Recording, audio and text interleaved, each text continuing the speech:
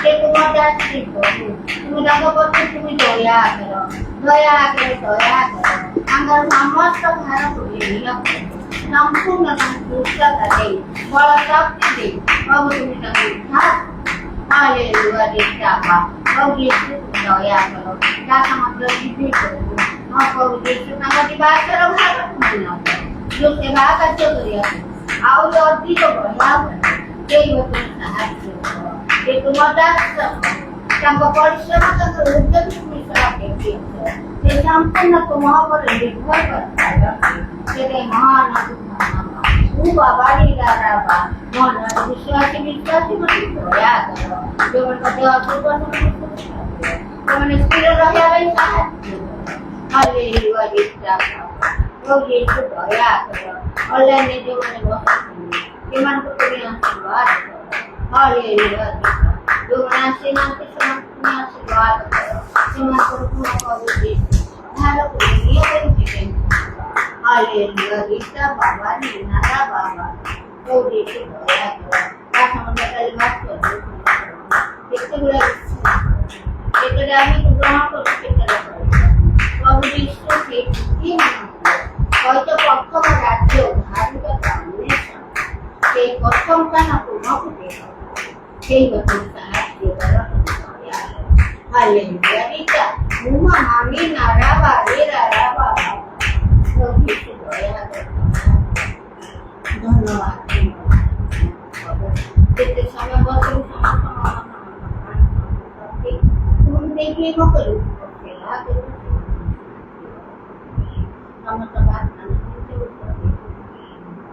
यहाँ कितना जल्दी होता प्राण लगा तो यीशु का नाम है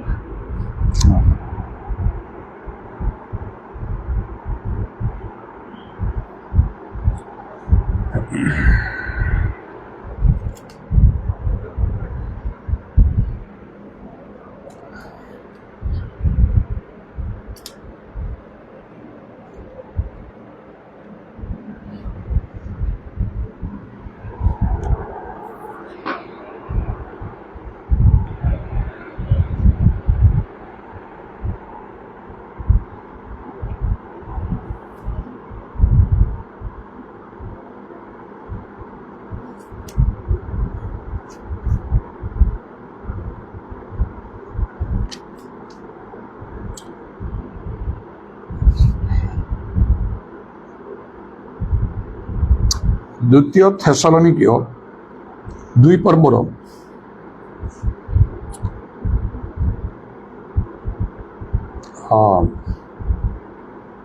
9, 10, 11 ଆଉ 12 पद मु पढ़ुछि शैतान रो शक्ति अनुसार समस्त प्रकार मिथ्या शक्ति चिन्ह और अद्भुत कर्म पुणी विनाश प्राप्त मान निकट में समस्त प्रकार अधर्मर छलना सहकारी से अधर्म पुरुषर आगमन हेब कारण परित्राण प्राप्त हेबा निमंते सेमाने सत्य प्रति श्रद्धा भाव बहिना आउ एथि सकाशे सेमाने जेपरि मिथ्यारे विश्वास करंती सेथि निमंते ईश्वर सेमानक निकटकू भ्रांतिजनक शक्ति प्रेरण करंती जेपरि कि जो माने सत्य विश्वास न करी अधर्म रे संतुष्ट होई अछंती सेमाने समस्ते दंडर पात्र होंती आमान को धर्म जीवन रे सत्य ज्ञात हवा बहुत जरूरी अटे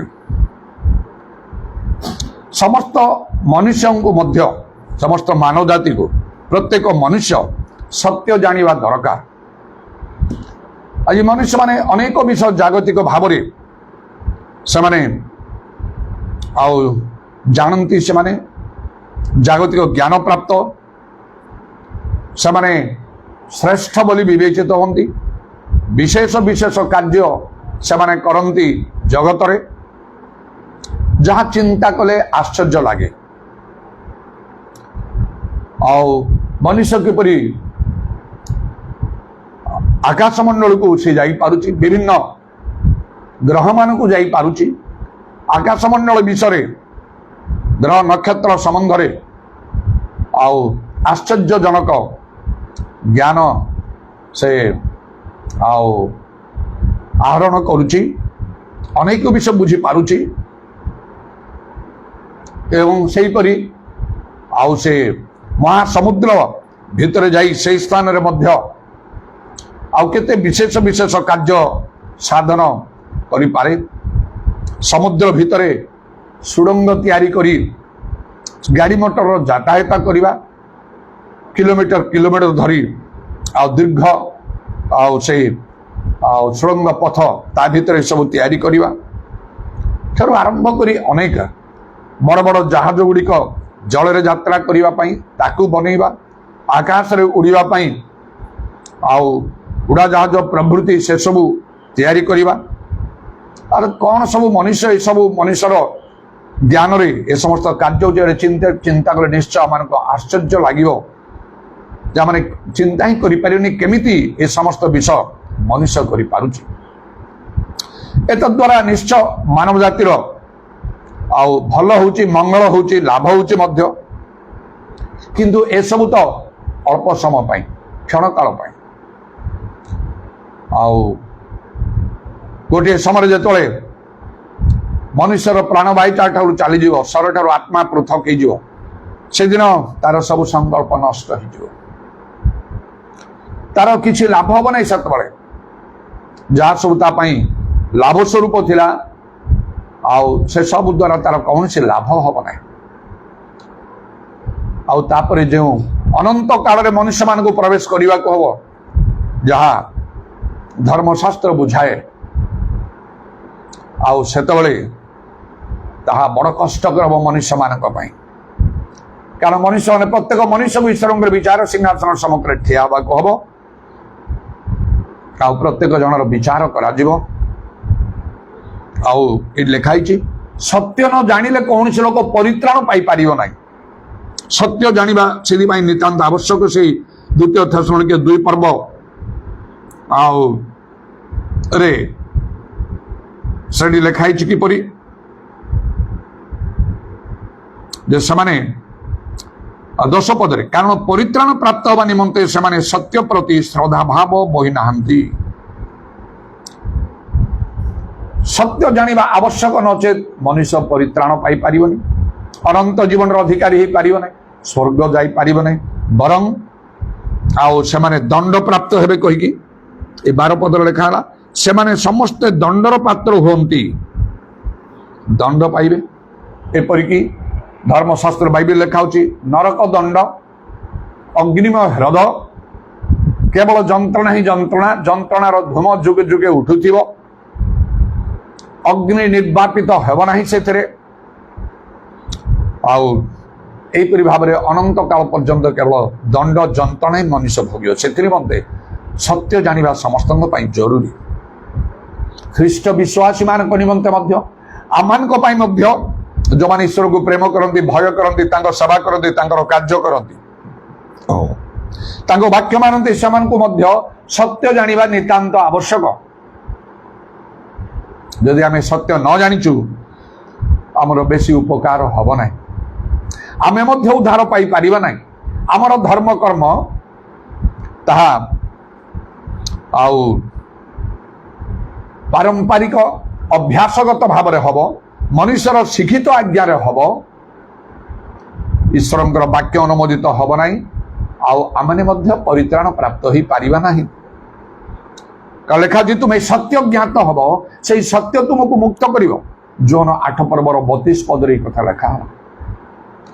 ଏବଂ ପ୍ରଭୁ ଯୀଶୁ କହିଲେ ଜୋନ 14 ପର୍ବ 6 ପଦରେ, ମୁଁ ପଥ ସତ୍ୟ ଓ ଜୀବନ, ମୋ ଦେଇ ନ ଗଲେ, ମାନେ ସତ୍ୟ ଦେଇ ନ ଗଲେ କେହି ପିତାଙ୍କ ନିକଟକୁ ଯିବ ନାହିଁ। ଆମେ ସତ୍ୟ ଜାଣିବା ଆବଶ୍ୟକ। ଆମେ କ'ଣ ସତ୍ୟ ଜାଣିଛୁ? ନହେଲେ ଆମମାନଙ୍କ ପାଇଁ କିଛି ଲାଭ ହବ ନାହିଁ, ଆମେ ଉଦ୍ଧାର ପାଇପାରିବା ନାହିଁ। ସେଦିନ ଆଉ ସେ କର୍ଣ୍ଣିଲଙ୍କୁ ସ୍ୱର୍ଗଦୂତ ଦର୍ଶନ ଦେଇ କ'ଣ କହିଲେ? ପ୍ରେରିତ 10 ପର୍ବରେ ଯାହା ଲେଖା ଅଛି, ସେ ତ ଜଣେ ଭଲ ଲୋକ ଥିଲେ। ଲେଖା ଅଛି, ସେ ଜଣେ ଭକ୍ତ, ପରିବାର ସପରିବାର ଈଶ୍ୱରଙ୍କୁ ଭୟ କରୁଥିଲେ, ଲୋକମାନଙ୍କୁ ବହୁତ ଦାନ ଦଉଥିଲେ, ଆଉ ସର୍ବଦା ପ୍ରାର୍ଥନା କରୁଥିଲେ। ତେଣୁ ତାଙ୍କର ଏସବୁ କର୍ମରେ ପରମେଶ୍ୱର ସନ୍ତୁଷ୍ଟ ଥିଲେ। ଆଉ ତେଣୁ ତାଙ୍କୁ प्रभु तांकर गोटे दूत पठेले आउ तांकु कहले जे तुम्हें जहाँ सब कर बहुत खुशी तेणु तुम चिंता कर आवश्यक नहीं तुमको आहरी मु आशीर्वाद करी तुम परिवार वंश को आउे मो राज्य मु तुमको ग्रहण करी यही कथा कहीना जदि बा संतोष कथा कहले स्वर्गदूत कहले तुम प्रार्थना तुम दान सब ऊर्ध्वर ईश्वर छामुरे स्मरणार्थक बलि स्वरूप उठी ए कथा तो से स्वर्गदूत तांकु कहले आओ तेणु निश्चय तांकर धर्म जीवन रे परमेश्वर जे संतुष्ट थिले ए कथा आओ आमने अस्वीकार करि परिबा नाही मात्र ताहा तद्वारा तांकर परित्राण सुनिश्चित हेई पारि नथिला आओ से तुम प्रार्थना दान सब आओ स्मरणार्थक बलि स्वरूप ऊर्ध्वर ईश्वर छामुरे उठी अच्छे तो भल कथा मात्र से दूत दर्शन देला बेले तांकु कौन कहले प्रेरित 11 पर्व 14 पद लिखा जे समस्त वाक्य द्वारा तुम्बे और तुम्बर समस्त परिवार परित्राण पाइब से तुमको से सब कहे पितर को डके आने दूत आज्ञा देले जो कथा जो वाक्य कहवा द्वारा कर्णेल समस्त परित्राण पाइबे से वाक्य से शुणा से पितर मुखर प्रभु दूत आज्ञा देले तारे देखंतु एते धर्म कर्म करी तांको ठारे परित्राण नाही परित्राण पाइबा किसी अलग विषय दरकार गोटे निर्दिष्ट लोक आसी कथा कहवा दरकार से पितर जहां को प्रभु मनोनीत करते आज भी से प्रभुंकर मनोनीत जो लोक मैंने अच्छा से पाखु कथा शुणु आउ से कथा कहू पितर से कथा पवित्र आत्मा वृष्टि है आउ से बाप्तिस्म नेले आज अनेक ख्रीष्टियन जीवन रे एडा उणा रही वाक्य शुणुंट गिर्जा जाऊँच मीटिंग अटेंड कर चारिआडे बुलूंट बड़ उद्योग सहित गिर्जा मीटिंग करने पवित्र आत्मा दान पाई पारुना बाप्तिस्म ग्रहण कर पारुना केमिति परित्राण पाइबे ताहले अनेक वर्ष पूर्व मोर कार्य जो आरंभ है अनेक अनेक मन परिवर्तन कले आउ सब मंडली आकार संगठन कली आउ जनकर उद्योग सब देखी गोटे मंडल किसी दायित्व दिहला बड़ उद्योग सहित गिर्जा प्रार्थना से करते प्रत्येक दिन किंतु गोटे बड़ विषय उना था मुझे देखिली से पवित्रात्मा प्राप्त होना मात्र से एपरिक भारतर चारिआडे दिल्ली फिल्ली चारिआडे सब विभिन्न बड़ बड़ मीटिंग गुड़ा सब अटेंड करते बड़ बड़ स्पीकर मान ठार शिक्षा ग्रहण करते बहुत खुशी होते से आम चारिआडे बुलूचु एत लोकर संस्पर्श आसचु किंतु मु खुशी पार नी एमाने पवित्रात्मा दान पाई ना पवित्रात्मा न पाइले प्रभुंकर शक्ति रहिबो नाही प्रेरित 1:8 प्रदेश कले पवित्रात्मा पर अवतीर्ण करे पवित्रात्मा तुम प्रवर्तन तुम शक्ति पाइबो ए शक्ति पाई नथिबा तुम शिष्य माने यीशु को छाड़ी चली गले तेणु मु कहले देख तमे जहा करूच पवित्रात्मा रे पूर्ण होबा पई प्रथमे चेष्टा कर मो धर्म जीवन रो आरंभ सैया प्रथम पवित्रात्मा रे पूर्ण होबा पई चाहिली आ पवित्रात्मा रे पूर्ण हेली अनेक परिश्रम करी धर्मशास्त्र से कथा कहे नचेत आमर धर्म जीवन प्रकृत आ प्रभु दृष्टि सुग्राही हो पार ना चारिटे से गिर्जा प्रार्थना मीटिंग रे सबुआड़े बुले सब गिर्जा प्रार्थना पवित्र आत्मा पाइबापी से मनोयोगी है मुझे देख मु तो कटक रोचे मझे मझे केमी आसूची एवं 6 मास थे जाऊँ आउ मनकर अन्य जो मंडल गुड़ाक अच्छी आउ जो पास्टर मैंने अच्छा आरंभ में जो मैंने मो सहित परिवर्तन कि मो सहित गिर्जा प्रार्थना गाँव में आम घरे प्रतिदिन प्रार्थना जोगदेला पवित्र आत्मा पूर्ण हेले मोर कार्यशैली से जानते से डाक से सहित प्रार्थना कर जमी पवित्र आत्मा पाइब आहरी मुझे बुझे कहली वाक्य जो मैंने मानती प्रभु से पवित्र आत्मा दियंती तेणु जहाँ शुणुच वाक्य एक से मानि जाओ आ प्रार्थना कर यथेष्ट तुमको प्रभु दे पारे ये भाव में अनेक कहली किंतु से मनोयोग कले ना चारिआडे बुले मीटिंग रे तद्वारा से भल कर भाविले आओ गाँ अंचल दिल्ली परी सहर को जाई बड़ बड़ मीटिंग गुड़ाक अटेंड करी ଆଉ ସେମାନେ ଅନେକ ବିଷୟ ଆମେ ଜାଣିଛୁ ଭାବିଲେ କିନ୍ତୁ ପବିତ୍ର ଆତ୍ମା ଦାନ ପାଇପାରିଲେ। ଏପରି ହେଲା କେତେ ସମୟ ପରେ ସେମାନଙ୍କର ପତନ ଆରମ୍ଭ ହେଲା, ପୁରା ପୁରୀ ପଡ଼ିଗଲେ ସେମାନେ, ଆଜି ଯାଇ ଉଠି ପାରୁନାହାନ୍ତି। ସେମାନଙ୍କ ଧର୍ମ ଜୀବନ ସମ୍ପୂର୍ଣ୍ଣ ରୂପେ ନଷ୍ଟ ହୋଇଛି, ତାର ଚିହ୍ନ ବର୍ଣ୍ଣ ନାହିଁ, ପତା ସତା ନାହିଁ। ତେଣୁ ପ୍ରଭୁଙ୍କ ଲୋକଙ୍କର କଥା ଭଲରେ ମନୋଯୋଗ ଦେଇ ଶୁଣିବା ଦରକାର। ସେମାନେ ବାଇବେଲ ଲେଖା ହଉଛି ପ୍ରଭୁଙ୍କର ଗୁପ୍ତ ବିଷୟ ସବୁ ସେମାନଙ୍କ ପାଖରେ ଅଛି। ପ୍ରଭୁ ସେମାନଙ୍କୁ ଧର୍ମଶାସ୍ତ୍ର ଜ୍ଞାନ ଦେଇଛନ୍ତି, ଶକ୍ତି ଦେଇଛନ୍ତି। ହସ୍ତାର୍ପଣ କଲେ ବି ପବିତ୍ର ଆତ୍ମା ପ୍ରାପ୍ତ ହୋଇଯିବେ। ତେବେ ଏପରି ବିଷୟ ଆଜି ଅନେକଙ୍କ ଠାରେ ଖ୍ରୀଷ୍ଟିଆନ ମାନଙ୍କ ଠାରେ ସେମାନେ ନିଜେ ତାଙ୍କ ପରିବାର ତାଙ୍କର ସମାଜ ମଣ୍ଡଳୀରେ ପବିତ୍ର ଆତ୍ମାଙ୍କର ଅଭାବ, ତାହା ପରିତ୍ରାଣ ବି ଦେଇପାରିବ ନାହିଁ। ତେଣୁ ଆଉ ଏ ଯୋଉ ଦ୍ୱିତୀୟ ଥେସଲୋନିକେର 2 ପର୍ବ ଯାହା ଆଜି ମୁଁ ପଢୁଛି, ଏଟା ବହୁତ ଗୁରୁତ୍ୱପୂର୍ଣ୍ଣ ବିଷୟ।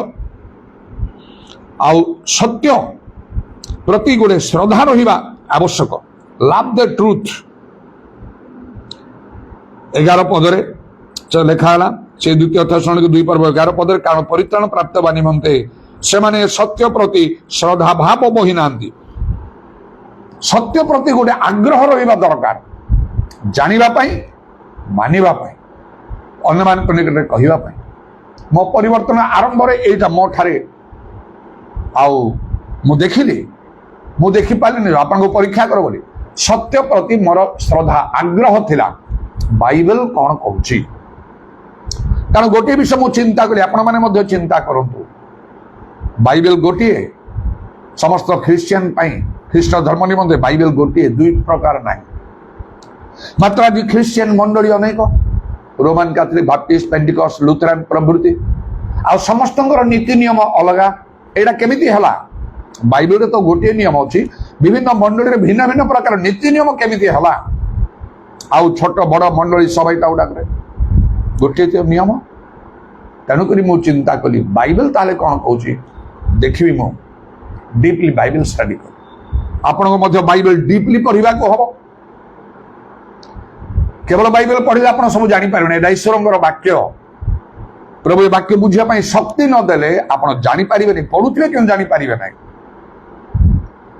ଶୁଣୁଥିବେ କିନ୍ତୁ ସେଟା ଆପଣଙ୍କ ଉପରେ କିଛି ପ୍ରଭାବ ପକେଇବ ନାହିଁ। ପ୍ରଭୁ ଅନ୍ତର ଦେଖନ୍ତି, ଯଦି ଆପଣଙ୍କର ଅନ୍ତର ପ୍ରଭୁ ସିଦ୍ଧ ବୋଲି ଦେଖିବେ, ବାକ୍ୟ ବୁଝିବା ପାଇଁ, ଗ୍ରହଣ କରିବା ପାଇଁ ଶକ୍ତି ଦେବେ।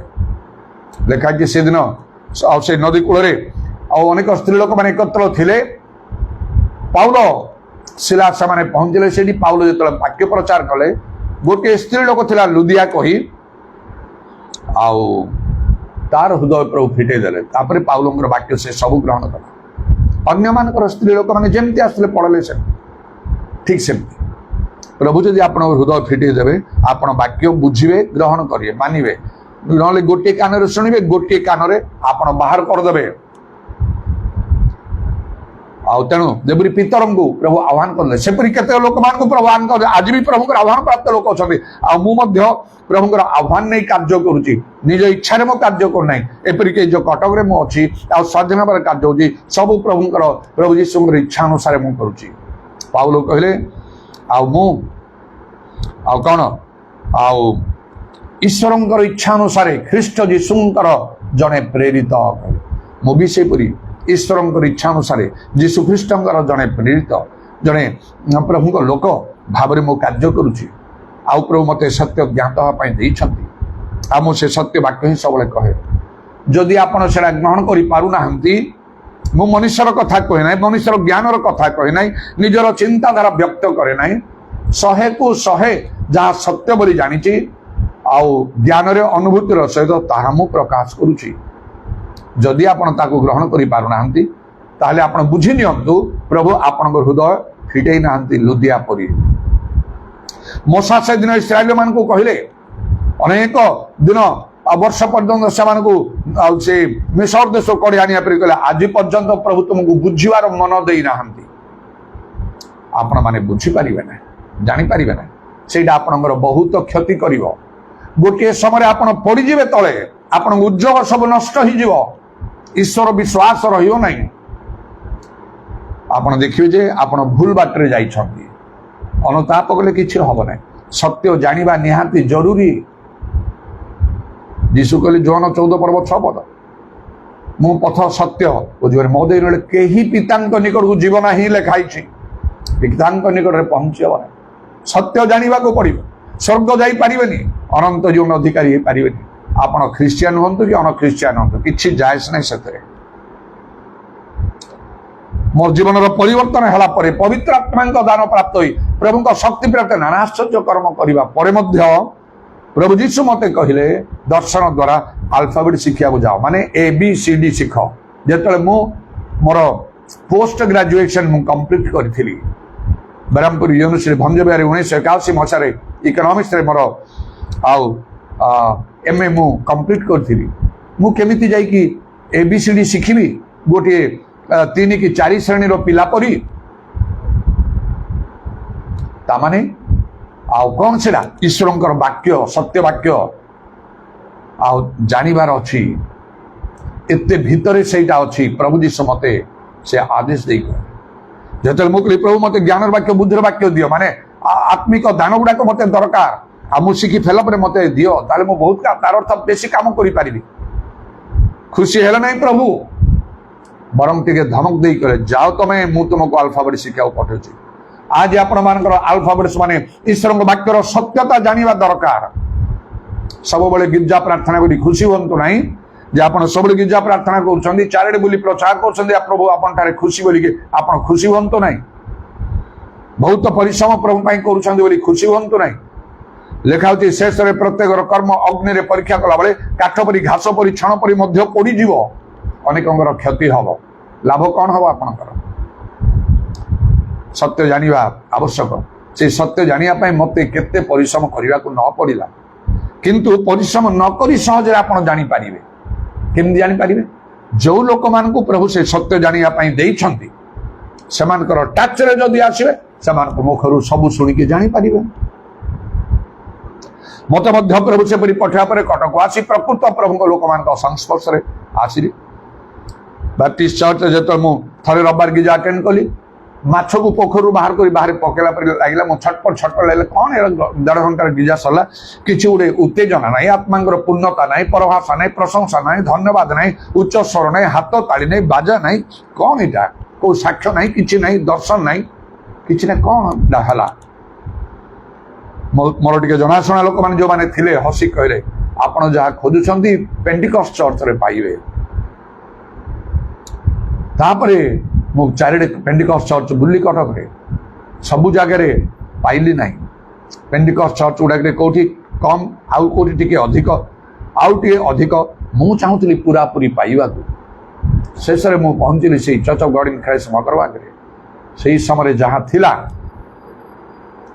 ଆଉ ସେତେବେଳେ ସେଠି ମୁଁ ସବୁ କିଛି ବିଷୟ ପାଇଗଲି, ଯୋଉଟା ପାଇଁ ପ୍ରଭୁ ଯୀଶୁ ଦର୍ଶନରେ ମତେ କହିଥିଲେ ଆଲଫାବେଟ୍ ଶିଖିବାକୁ ଯାଅ। ଅନେକ ଗଭୀର ସତ୍ୟ ଶିକ୍ଷା ମୁଁ ପାଇଲି, ପ୍ରଭୁ ଯୀଶୁଙ୍କ ଦର୍ଶନ ପାଇଥିଲି, ପବିତ୍ର ଆତ୍ମା ପାଇଥିଲି, ଶକ୍ତି ପାଇଥିଲି, ମାତ୍ର ଏ ସତ୍ୟ ବିଷୟ ଜାଣିନଥିଲି। ଅନେକ ବିଷୟ ମୁଁ ଜାଣିକି ସେଠି ମୁଁ ପଢିବାକୁ ଲାଗିଲି, ଆଉ ମତେ ପ୍ରଭୁ ମଧ୍ୟ ବିଶେଷ ଭାବରେ ବ୍ୟବହାର କରିବାକୁ ଲାଗିଲେ।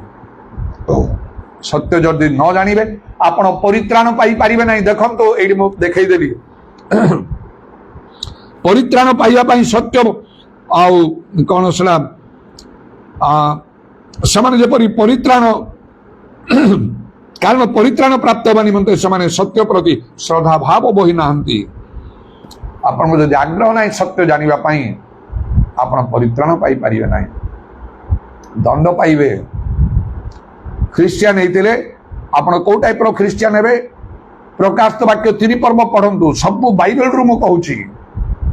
ବାଇବେଲ ବାହାରେ ମୋର ଚିନ୍ତାଧାରା କୌଣସି ମଣିଷର କଥାରେ, କୋ ମଣ୍ଡଳୀ କଥାରେ ମୁଁ ଚାଲେ ନାହିଁ।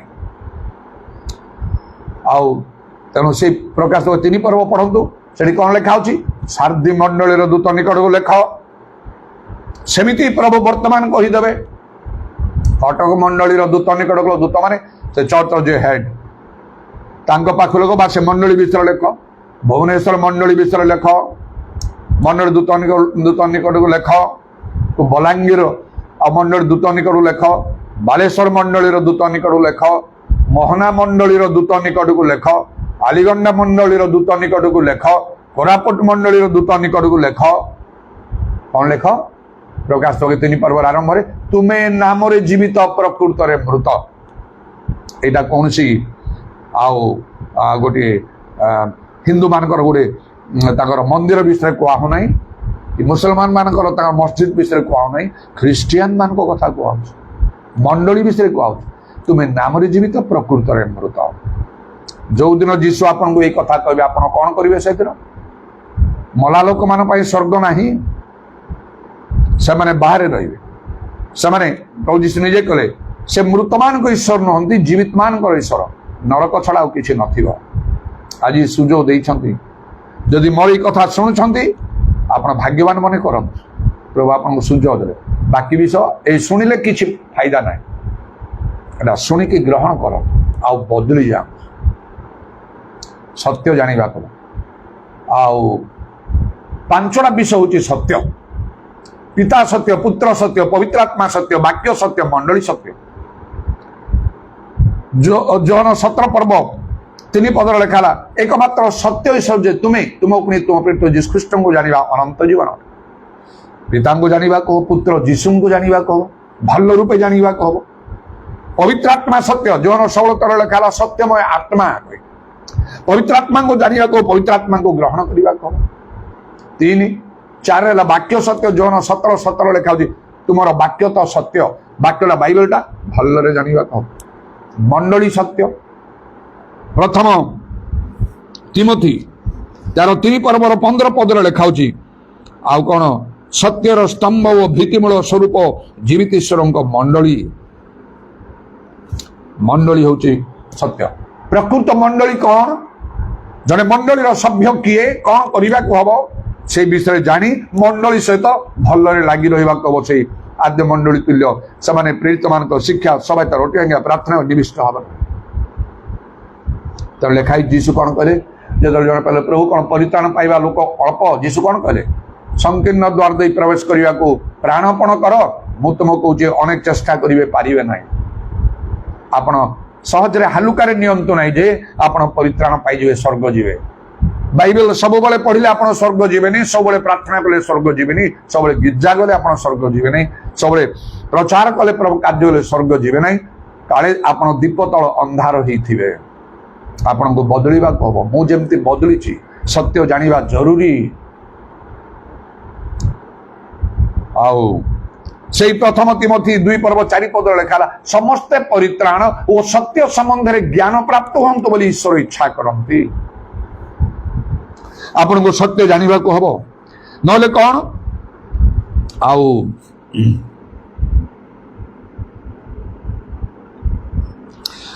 ଏଇ 2 ଥେସଲୋନିକ୍ୟ 2 ପର୍ବର ଆଉ ଯୋଉ ମୁଁ ପଢିଲି 9 ପଦରୁ 12 ପଦ ମଧ୍ୟରେ ଦେଖନ୍ତୁ, ସେତେବେଳେ ଏପରି ଗୋଟେ ସମୟ ଆସିବ ଯୋଉ ସମୟରେ ଗୋଟେ ଲୋକ ବାହାରିବ ଅଧର୍ମ ପୁରୁଷ, ମ୍ୟାନ୍ ଅଫ୍ ସିନ୍ ଲେଖା ହଉଛି। ସେ ନାନା ଆଶ୍ଚର୍ଯ୍ୟ କର୍ମ କରିବ ଆଉ ଲୋକମାନେ ଭ୍ରାନ୍ତ ହେଇଯିବେ। କାହିଁକି ଭ୍ରାନ୍ତ ହେବେ? ସତ୍ୟ ଜାଣିବାକୁ ସେମାନଙ୍କର ଆଗ୍ରହ ନଥିଲା। ଆଉ ସେମାନେ ପରିତ୍ରାଣ ପାଇବେନି, ସେମାନେ ଦଣ୍ଡ ପାଇବେ। ଆଶ୍ଚର୍ଯ୍ୟ କର୍ମ ମଧ୍ୟ ସବୁ କିଛି ନାହିଁ। ତେଣୁ ଆଉ ସେ ନାନା ପ୍ରକାର ଆଶ୍ଚର୍ଯ୍ୟ କର୍ମ ସେ କରିବା ଲୋକଙ୍କୁ ଭ୍ରାନ୍ତ କରିବ ବୋଲି ଲେଖା ହେଇଛି। ତାହେଲେ କିଛି ଲାଭ ନାହିଁ। ମତେ ଗୋଟିଏ ଦିନ ଗୋଟେ ବିଶେଷ ସ୍ୱପ୍ନ ପ୍ରଭୁ ଦ୍ୱାରା ମତେ କଥା କହି ଦେଖେଇଲେ। ମୁଁ ଦେଖିଲି ସେଇ ସ୍ୱପ୍ନରେ ଆଉ କଟକର କୌଣସି ଗୋଟେ ସ୍ଥାନ, ଗୋଟେ ଉଚ୍ଚ ଗୋଟେ ସ୍ଥାନ ଅଛି। ସେ ଉଚ୍ଚ ସ୍ଥାନରେ ଉପରେ ସମତଳ ଭୂମି ପରି ଅଛି। ଗୋଟିଏ ଲୋକ ଠିଆ ହେଇଛି ଯୀଶୁଙ୍କ ପରି ପୁରା ଦେଖିବାକୁ, ପାଦ ବେକରୁ ପାଦ ପର୍ଯ୍ୟନ୍ତ ଶୁକ୍ଳ ବସ୍ତ୍ର ପିନ୍ଧି ଗମ୍ଭୀର ଭାବରେ ସେ ଠିଆ ହେଇଛି।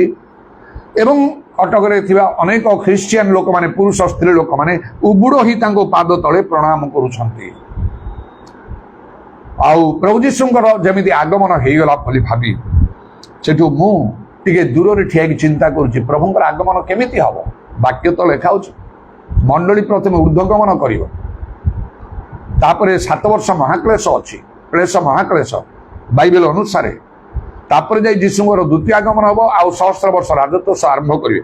ବାଇବେଲ ଡିପ୍ ଷ୍ଟଡି କରିଥିବା ମୁଁ ବିଷୟ ଜାଣିଛି। ଅନେକ ବାଇବେଲ ଡିପ୍ ଷ୍ଟଡି କରନ୍ତି ନାହିଁ, ଏଟା ଜାଣନ୍ତି ନାହିଁ। 1000 ବର୍ଷ हजार वर्ष राजत्वर कथा अनेक जानते नहीं बाइबल जे पाताल कुंड सेटा कौन सेटा जानते नहीं आगमन दुईटी स्तर अच्छी गोटे जाप्चर गोटे रेवलेशन मंडली गोटे ऊपर को उठी गुप्त भाव में आउ गोटे प्रकाश जीशु बहुत लोग जानते नहीं पवित्र आत्मा दान गुड़ाक कौन जानते नहीं बहुत विषय तो लोग जानते नहीं गिजा प्रार्थना करके चली लाभ नहीं किसी सत्य जानवा हम मुझेमी से गजपति जिलार मोहनारू आसली कटक बुली बुली सबू पेंटिकस्ट चर्च रे पाइली अल्प अल्प पाइली ओ यही पारे 30 गुण 60 गुण बाइबल तो लिखा 100 गुण फलिवा हम 30 गुण फलिले तो 70 रहा 60 गुण फल 40 बाकी रहा प्रभु चाहते 100 गुण करिया खोजी खोजी उपयुक्त स्थान रे पहुंचली सब विषय पाइबनी तेणु से स्वप्न जो मु जापार से लोक गोटे छलनापूर्ण भाव में लोक मान कहूँ कहीं मो मन कहली मुझे परीक्षा करी प्रभु जीशु रक्त कही आउ कहला बेले जदि प्रभु तुम्हें ताले तुम मुख तेजान हो ना मुख विवर्ण हो कारण बाइबल लिखा होची प्रत्येक आत्मा को विश्वास कर ना परीक्षा कर आत्मा मान ईश्वर ठार आगत ना यहाँ जो मो जीशु रक्त जो कहूँ से रागी जाऊँगी आ लोक मान कहूँ देख से मोर सेवा करूनी तमें समस्ते सेवा कर ए लोकटा मोर सेवा करूना आउ एमती मो ठार विश्वास करनी कहला बेले आउ मुझे डरी जाऊँगी काली जीशु जदि होते हेल्ले बड़ भूल हो मोर मन मन भयर सहित आहरी प्रार्थना प्रभु बाइबल लिखाई तुम वाक्य सब आत्मा को विश्वास कर परीक्षा कर बोली तेणु मु करुच्ची प्रभु जदि प्रकृत में से लोकटा तुम्हें ताहले तुम्हें जान प्रभु मु केमती तुम सेवा करे ए समस्त बेसी करी मु तुम सेवा करी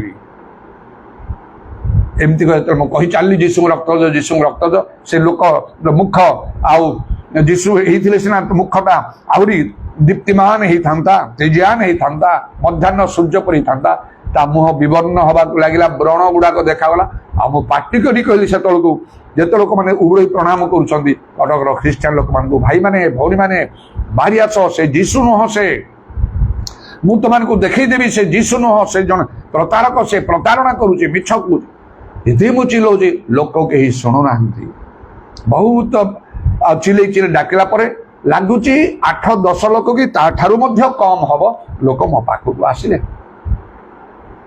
गोटे दिन स्वप्न शुणिले कहीं खुशी हेबे ना हाँ तुम्हें बेसी धार्मिक तुम्हें सब जानिच आम किसी जानूनु आमर गीता प्रार्थना धर्म कर्म वृथा लोक ये कथा कहे तो समस्त सुजोग दिखाई जे जहाँ करुच कर अनेक को प्रभु आह्वान करना से अधिकार देना मात्र से करुँच प्रभु जानती सबू भल रूपे पवित्र आत्मा कार्य करते कि किसी गोटे जना पड़ता कि पवित्र आत्मा कार्य ना खाली गिजा प्रार्थना मीटिंग से कयर ग्रुप ये सब गुड़ाक कौन दब युड़ाक पवित्र आत्मा पूर्ण हम ना सेपरी लोक थिले तो हम जड़े प्रभुत प्रभु लोक आह्वान प्राप्त दान प्राप्त लोक थिले सीना से ठीक उपयुक्त कथा कह तार उपस्थिति प्रार्थना हस्तार्पण पवित्र आत्मा वृष्टि हम उपयुक्त लोक तो नहांती काम हम केमती तेणु गोटे समय लोक मैंने भ्रांत हो जो मैंने सत्य जानवा से आग्रह ना भलरे पढ़े ये द्वितीय थेसलोनिकीय 2 पर्वटा आरंभ शेष पर्यंत भलरे पढ़ंतु आ विशेष करिकी तार 9 पदरु 12 पद पर्यंत आप जानवे सत्य जानवा निहाती दरकार नहले आपण परित्राण पाई पारिबेनी उद्धार पाई पारिबे ना आउ प्रभु जीशु मते सूर्योदय से सत्य जाना जेहेतु सिद्ध अंतकरण प्रभु को खोजुली सत्य जानापी चाहूली मो मन भितर बाइबल कौन कहूँ मु रोमान कैथोलिक थी एबे ही पारिबी नाही बाप्टिस्ट ही पारिबी नाही पेंटिकस्ट ही पारिबी नाही लुथरान ही पारिबी नाही कौन सी आउ सांप्रदायिक मंडल अंतर्भुक्त हो पारिबी नहीं बाइबल जहाँ कहूँ मुझे यहाँ ठीक कहली ना भूल कहली चिंता कर आपन को एमती कर दरकार ना नहीं केते दिन टाइम नेबे जीशु आसुछंती शीघ्र मनुष्य जीवन क्षण के दृश्य अदृश्य बाष्प सदृश्य पर आपन को सुजोग मिल ना बेसी समय ना बदली जा दरकार परित्राण पाइबा कले ସତ୍ୟଟା କ'ଣ ଚାରିଟା କହିଲେ ପିତା ପୁତ୍ର ପବିତ୍ର ଆତ୍ମା ଆଉ ବାକ୍ୟ ଆଉ ମଣ୍ଡଳୀ ଏ ପାଞ୍ଚଟା ବିଷୟ ସତ୍ୟ। ଏଇଟା ଜାଣିବା ଦରକାର ନାହିଁ। ପିତାଙ୍କୁ ଜାଣିବା ଦରକାର ନାହିଁ, ଯୀଶୁଙ୍କୁ ଭଲରେ ଜାଣିବା ଦରକାର ନାହିଁ, ଯୀଶୁଙ୍କ ଦର୍ଶନ ପାଇବା ଦରକାର ନାହିଁ, ପବିତ୍ର ଆତ୍ମା ପାଇବା ଦରକାର ନାହିଁ, ବାଇବେଲକୁ ଡିପ୍ ଷ୍ଟଡି କରି ତାର ଯାହା କହୁଛି ବାଇବେଲ ସେଇଟା ମାନିବା ଦରକାର ନାହିଁ। ନା ମଣ୍ଡଳୀ କହୁଛି, ସମାଜ କହୁଛି, ଲୋକ କହୁଛନ୍ତି ବୋଲି ସେ ଅନୁସାରେ ଆମେ କରିବା। କାହିଁକି କାହା କଥାରେ ପଡ଼ିବା ଆମେ? ଏ ମଣ୍ଡଳୀ କ'ଣ ଆଗରୁ ଜନ୍ମ ହେଇଥିଲା? ତାକୁ ନାଁ ସେମିତି ଦିଆ ହେଇଥିଲା? ସେ ପାଷ୍ଟର କ'ଣ ସେ ଆମକୁ ବନେଇଥିଲେ? ସେ ପ୍ରାଣ ଦେଇଥିଲେ ଆମ ପାଇଁ? କିଏ ସେ? ମଣିଷ, ଅଧର୍ମକୁ ଜଳ ପରି ପାନ କରିବା ମଣିଷ। କାହିଁକି କାହା କଥାରେ ଚାଲିବେ?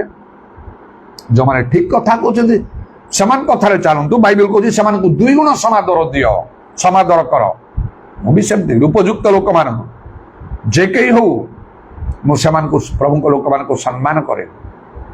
ଯଦି ଠିକ କଥା କହୁଛନ୍ତି, ଯଦି ଠିକ କହୁନାହାନ୍ତି ସେମାନେ ତ ଭୁଲ ବାଟରେ, ଲୋକମାନଙ୍କୁ ଭୁଲ ବାଟରେ ସେମାନେ ନେବେ। ସେମାନଙ୍କୁ କ'ଣ ସମ୍ମାନ, ସେମାନଙ୍କୁ କ'ଣ ପ୍ରେମ, ସେମାନଙ୍କୁ କ'ଣ ସାହାଯ୍ୟ ସହଯୋଗ? ଘରେ ପୁରାଉ ନାହିଁ ବୋଲି ବାଇବେଲରେ ଲେଖା ହେଇଛି, ଭ୍ରାନ୍ତ ହେଇଯିବ ସବୁ। ଉପଯୁକ୍ତ ଲୋକମାନଙ୍କ ଦରକାର। ଉପଯୁକ୍ତ ଲୋକମାନଙ୍କ ଦ୍ୱାରା କେମିତି କାମ ହଉଛି ଦେଖନ୍ତୁ। କର୍ଣ୍ଣିଲିୟଙ୍କ ଘରକୁ ପିତର ଗଲେ, କଥା କହୁ କହୁ ପବିତ୍ର ଆତ୍ମାଙ୍କର ବୃଷ୍ଟି ହେଲା। ଫିଲିପ ସମ୍ରାଟ ପ୍ରଧାନ ଘରକୁ ଗଲେ, ପ୍ରଚାର କଲେ, ନାନା ଆଶ୍ଚର୍ଯ୍ୟ କର୍ମ କଲେ, ଆଉ ମହାନନ୍ଦର ଲୋକମାନେ ମନ ପରିବର୍ତ୍ତନ ବାପ୍ତିସ୍ମ ନେଲେ। ସେ ପିତର ଜୋର ସେଠି ଗଇ ପ୍ରାର୍ଥନା ହସ୍ତାର୍ପଣ କଲେ, ସବୁ ପବିତ୍ର ଆତ୍ମା ପାଇଲେ। ପାଉଲ ମଧ୍ୟ ଏଫେସରେ ଯାଇ ସେଇ 12 ଜଣ ପୁରୁଷଙ୍କ ଉପରେ ହସ୍ତାର୍ପଣ କଲେ, ପବିତ୍ର ଆତ୍ମାରେ ସେମାନେ ପରିପୂର୍ଣ୍ଣ ହେଲେ, ବିଭିନ୍ନ ଭାଷା କହିଲେ, ଭାଉବାଣୀ କହିଲେ। ହନନୀୟ ଯାଇ ସାଉଲଙ୍କ ଉପରେ ହସ୍ତାର୍ପଣ କଲେ, ଆଉ ତାଙ୍କର ଆଖିରୁ କ'ଣ ସବୁ ଖସିଗଲା, ସେ ଦୃଷ୍ଟିହୀନ ହେଇଥିଲେ, ଆଖି ଦେଖିଲେ, ପବିତ୍ର ଆତ୍ମା ପ୍ରାପ୍ତ ହେଇଗଲେ। ମଲା ଲୋକମାନେ ବଞ୍ଚିଲେ, ନାନା ଆଶ୍ଚର୍ଯ୍ୟ କର୍ମମାନ ହେଲା, ହଜାର ହଜାର ଲୋକମାନେ ପରିବର୍ତ୍ତନ ହେଲେ। এইটা সিনা কাম, এইମାନେ ସିନା ପ୍ରଭୁଙ୍କ ଲୋକମାନେ। ବାଇବେଲ ଲେଖାଉଛି ଏମାନଙ୍କୁ ଚିହ୍ନ ବୋଲିକି। ଯେଉଁମାନଠାରୁ ୟା ନାହିଁ ସେମାନଠାରୁ ଅଲଗା ହେବା ଦରକାର, ନହେଲେ ଆପଣ ଭ୍ରାନ୍ତ ହେଇଯିବେ। ସତ୍ୟ ଜାଣିବାକୁ ହବ, ସତ୍ୟର କଟିବନ୍ଧନରେ କଟି ବାନ୍ଧ ବୋଲି ଲେଖା ହେଲା। ଏଫେସୀୟ 6 ପର୍ବର ତାର 10 ପଦରୁ ପଢିଲେ ଆଉ ସେଠି ଲେଖା ହଉଛି ସେଟା ସବୁ କ'ଣ ପାଇଁ? ବିଶେଷ କରି ସବୁ ଶୟତାନର ଚାତୁରୀ ବିରୁଦ୍ଧରେ ଦଣ୍ଡମାନ ହେବା ପାଇଁ, ଆଉ ଶୟତାନର କାର୍ଯ୍ୟ ସବୁକୁ ତଦ୍ୱାରା ମାନେ ବିନାଶ କରିପାରିବା। ସତ୍ୟର କଟିବନ୍ଧନରେ କଟିବାନ୍ଧ ମାନେ ଅଟଳ ରହିବାକୁ। ଯୀଶୁ କହିଲେ, ମୁଁ ସତ୍ୟ ପାଖରେ ସାକ୍ଷୀ ହେବାକୁ ଜନ୍ମ ହେଇଛି। ପ୍ରକୃତ ପ୍ରଭୁଙ୍କ କାମ ହେଲା ସତ୍ୟ କହିବା, ଅନ୍ୟ କଥା ନାହିଁ। ଆଜି ମନୁଷ୍ୟମାନେ ବାଇବେଲ ଧରି ବୁଲୁଛନ୍ତି ସତ, ମାତ୍ର ବାଇବେଲର ପ୍ରକୃତ ବିଷୟ କହିପାରୁନାହାନ୍ତି। ଅନେକ ବିଷୟ ମୁଁ ଶିଖିଲି, ଆଉ ମୁଁ ଭଲ ରୂପେ ଶିକ୍ଷିତ ହେଇଯାଇଛି। সেই অনুসারে ମୁଁ କାର୍ଯ୍ୟ କରୁଛି। ଯେକୌଣସି ସ୍ଥାନ, ନିଜ ମଣ୍ଡଳୀ ଆଗରେ ବିଭିନ୍ନ ସ୍ଥାନ ମଧ୍ୟ ଯାଇକି ମୋ ଟାଚରେ ବି ଆପଣମାନେ ଆସିବେ, ମୋର ଶିକ୍ଷା ପ୍ରଚାର ଶୁଣିବେ, ପସନ୍ଦ କରିବେ, ମାତ୍ର ତାକୁ ଗ୍ରହଣ କରିବେନି, ଆପଣଙ୍କର ଲାଭ କିଛି ହବ ନାହିଁ। ମୋ ଦେଇକି ଆପଣ ସ୍ୱର୍ଗ ଯାଇପାରିବେ ନାହିଁ। ସତ୍ୟ ଦେଇକି ଆପଣଙ୍କୁ ଯିବାକୁ ପଡ଼ିବ। ତେଣୁ ପ୍ରଭୁଙ୍କ ଲୋକମାନଙ୍କର ସଂସ୍ପର୍ଶରେ ଆସନ୍ତୁ। ପ୍ରକୃତ ପ୍ରଭୁଙ୍କ ଲୋକମାନଙ୍କ ପାଖରେ ଶିକ୍ଷା ଶୁଣନ୍ତୁ, ଏଇଥିପାଇଁ ଯେ ଆପଣ ଗ୍ରହଣ କରିବେ, ବଦଳିବେ। ମୁଁ ଯେତେବେଳେ ସେଇପରି କଲି ନୂଆରେ, ଯେତେବେଳେ ପ୍ରଭୁ ଲୋକମାନେ ସଂସ୍ପର୍ଶରେ ଆସିଲେ, ସତ୍ୟ ଜାଣିବା ପାଇଁ ଶୁଣିବା ମାତ୍ରେ ଗ୍ରହଣ କଲି, ଶୁଣିବା ମାତ୍ରେ ଗ୍ରହଣ କଲି, ବିଳମ୍ବ କଲି ନାହିଁ। କାରଣ ଲେଖା ଅଛି, ଏବେ ମହାନୁଗ୍ରହ ସମୟ, ପରିତ୍ରାଣର ଦିନ, ତାହେଲେ ପ୍ରଭୁଙ୍କ ଦୃଷ୍ଟିରେ ଅନୁଗ୍ରହ ପାଇବେ। Hallelujah, praise the Lord. Udarabani kharabatramani kurabashakallarabani darabandallarabani kharabandar. ଆଜିର ସମୟ ପାଇଁ, ସୁଯୋଗ ପାଇଁ ଧନ୍ୟବାଦ ପ୍ରଭୁ। ଅତି ଅଳ୍ପ ସମୟ ଅଛି, ତୁମେ ଆସୁଛ। ଆମକୁ ଆଉ ବେଶୀ ସମୟ ନାହିଁ, ଆମମାନଙ୍କୁ ବଦଳି ଯିବାକୁ ହବ। ସତ୍ୟ ଜାଣିବାକୁ, ପିତାଙ୍କୁ ଜାଣିବାକୁ, ପୁତ୍ରଙ୍କୁ ଜାଣିବାକୁ, ପବିତ୍ର ଆତ୍ମାଙ୍କୁ ଜାଣିବାକୁ ହବ, ବାକ୍ୟ ଜାଣିବାକୁ ହବ, ମଣ୍ଡଳୀକୁ ଜାଣିବାକୁ ହବ। ଅର୍ଥାତ୍ ଭଲ ରୂପେ ମଣ୍ଡଳୀରେ ଲାଗି ରହିବାକୁ ହବ। ପ୍ରକୃତ ମଣ୍ଡଳୀରେ ମଣ୍ଡଳୀ ସେବା କରି, ପବିତ୍ର ଆତ୍ମାରେ ପରିପୂର୍ଣ୍ଣ ହୋଇ, ସତ୍ୟ ବାକ୍ୟକୁ ଗ୍ରହଣ କରି, ଆଉ ପ୍ରଭୁ ଯୀଶୁଙ୍କ ଠାରେ ବିଶ୍ୱାସ କରି, ଆଉ ଈଶ୍ୱରଙ୍କ ଠାରେ ବିଶ୍ୱାସ କରି, ଉଦାରବାନୀ ଖାରବାତ୍ରା ମାନେ କାରବା ସବାରି ଖାଲାରବା ଆମମାନଙ୍କ ଜୀବନରେ ଈଶ୍ୱରଙ୍କ ଇଚ୍ଛା ସାଧନ କରି, ହେ ପ୍ରଭୁ ଆମମାନଙ୍କୁ ଦୟା କର।